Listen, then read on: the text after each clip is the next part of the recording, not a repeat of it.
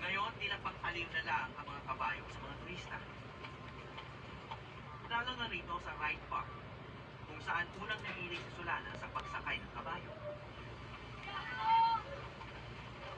Bata pa si Solana noong una niyang makilala si Romel Alquizar, isang pony boy o nagpapaarkilaan ng kabayo. Siya yung may-ari kay Viper. Ah, Actually, malaking tulong din siya sa akin kasi he basically saw me growing up. I started riding Viper mga 10 or 11 years old na ako.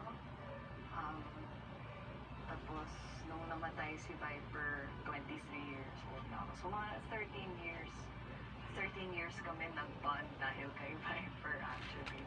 Si Romel, in-instill din niya sa akin yung sense of adventurousness and yung confidence ko sa pangangabayo kasi ayun nga, si Viper was medyo hard-headed, may ugali. Pero si Romel, yung owner niya, sabi niya, okay lang, kaya mo yan, go, rock and roll, yan yung lagi.